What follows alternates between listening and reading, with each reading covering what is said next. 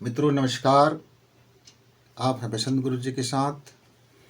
जीवन की छोटी छोटी बात और बड़ी अनमोल बात। मित्रों, हम जब किसी दूसरे का वैल्यू करते हैं तब हमको ये समझ में आता है कि हमको अपनी वैल्यू क्या है, हमारी अपनी वैल्यू क्या है।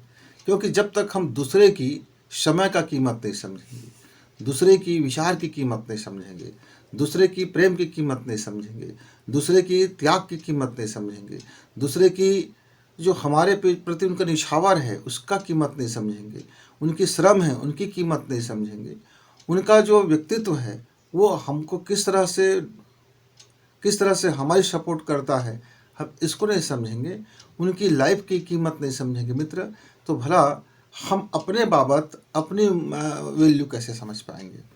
और सफलता के लिए यह एक आवश्यक कदम है कि हम अपनी भी वैल्यू समझें, अपने समय की वैल्यू समझें, अपनी लाइफ की वैल्यू समझें, अपनी योजना की वैल्यू समझें, अपनी क्रियाकलाप की वैल्यू समझें, अपनी नैतिकता की वैल्यू समझें, अपनी मानवता की वैल्यू समझें, हम अपने होने की वैल्यू समझें, मेरे अपना मायने है उसका हम वैल्यू समझें कि इस हम विराट ईश्वर ने हमको एक विराट ऊर्जा दे करके जो हमको पैदा किया है, इस पैदा हमने जो जन्म लिया है, यह जो शरीर मिला है, इस शरीर का जो यंत्र है यह बहुत कीमती है मित्र।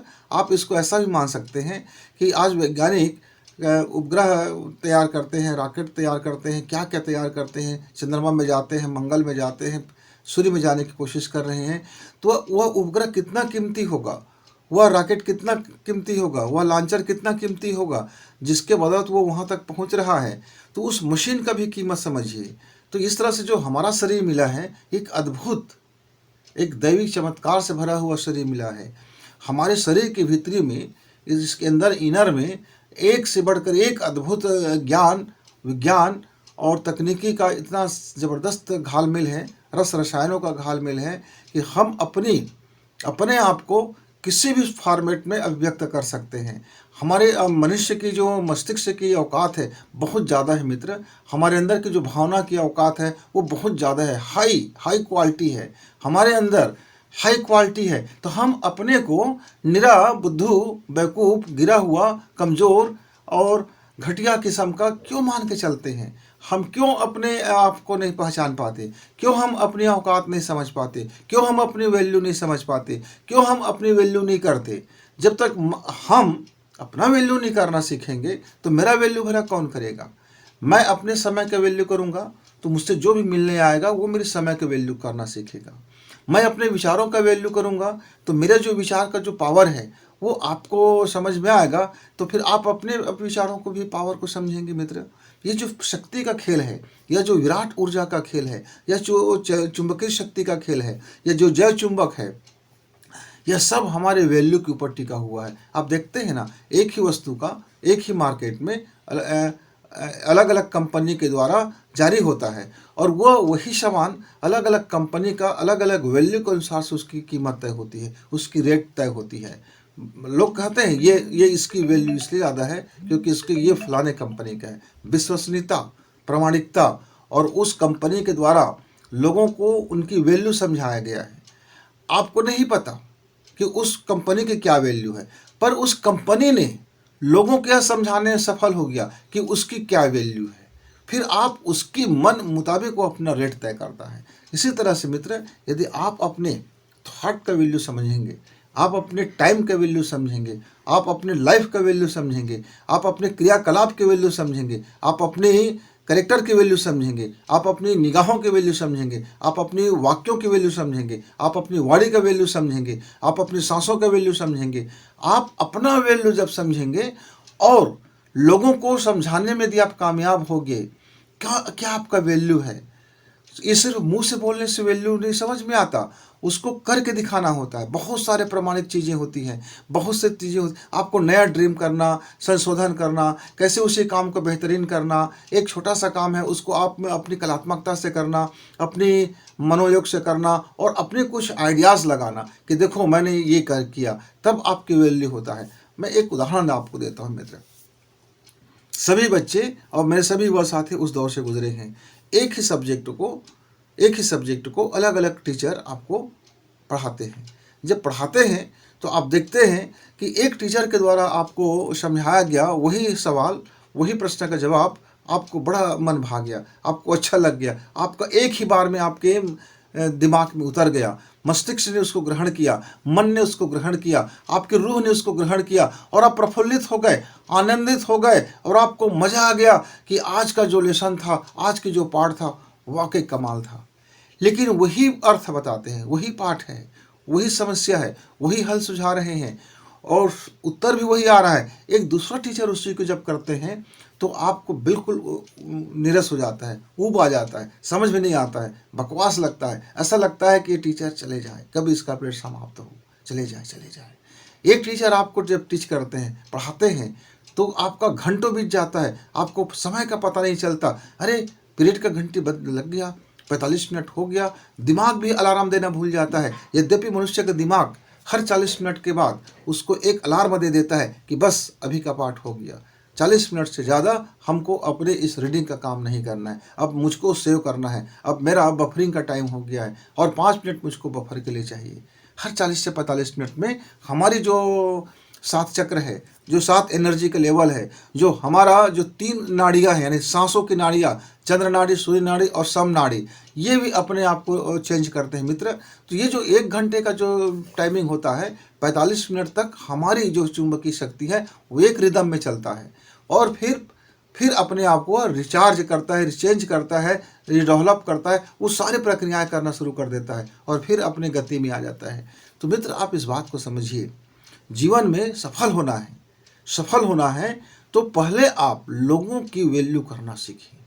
हो सकता है कि आपके घर में काम करने वाला व्यक्ति आपके नज़र में वो 2 कौड़ी का होगा, हो सकता है कि वो झाड़ू पोछा करने वाला एक व्यक्ति आपके नज़र में वो मजदूर होगा, लेकिन हो सकता है उसके पास ऐसे थाट हो सकता है उसके पास ऐसे जीवन का सीख हो सकता है उनके पास ऐसी गुणवत्ता हो कि वो किसी बात को समझने और समझाने में आपसे बेटर हो सकता है। परिस्थिति उनके पास, आज उसके पास आर्थिक स्थितियाँ या उनके पास अन्य नौकरियाँ वो नहीं है या कर रहे हैं, तो वो उसका वो काम है, वो छोटा या बड़ा उसका काम नहीं है, वो उसका काम है। उस काम के बदले आप उसको पैसा देते हो, आप फ्री में नहीं दे रहे हो, तो उसकी काम की कीमत समझो, उसकी परिश्रम की कीमत समझो। ऐसा मत समझो कि ये झाड़ू लगाने वाला है यार, इसकी क्या औकात, इसकी क्या वैल्यू, इसकी बातों की क्या वैल्यू, इसका क्या बात सुनी जाए। नहीं मित्र, वो शरीर से झाड़ू लगा रहा है, उसका वो काम है।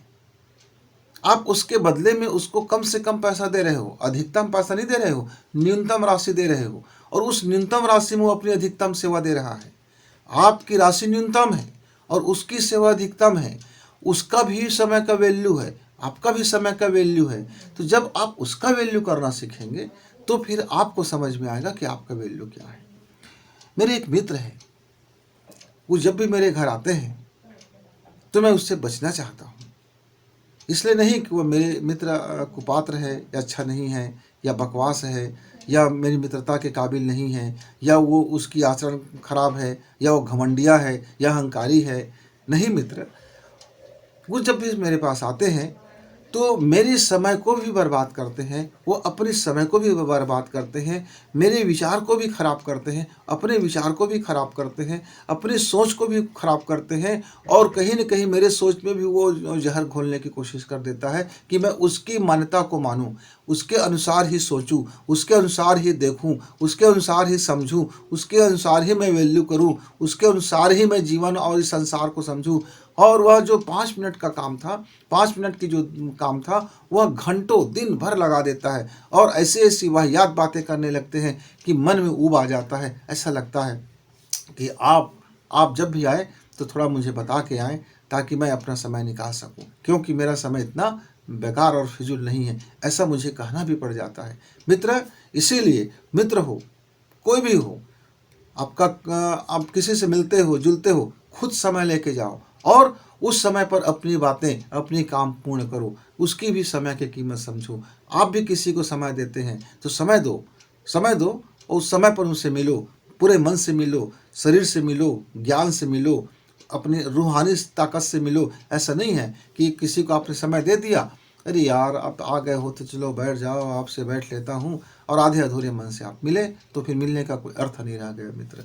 इस तरह से जितना ज़्यादा आप दूसरे की वैल्यू समझेंगे, उसके कार्यों के वैल्यू, उसके मोहब्बत के वैल्यू, उसके त्याग के वैल्यू, उसके प्रेम के वैल्यू, उसके द्वारा काम किए जा रहे हैं उस परिश्रम के वैल्यू, उसके ज्ञान की वैल्यू, उसके जीवन के वैल्यू, आप जितना ज़्यादा दूसरे के वैल्यू को सीखना सीखेंगे, जानना सीखेंगे, जानेंगे, समझेंगे, अनुभव में गुजारेंगे, महसूस करेंगे, एक्सेप्ट करेंगे, उतना ही आप अपने वैल्यू को समझते हुए जाएंगे, उतना ही आप अपने को वैल्यू को समझते जाएंगे।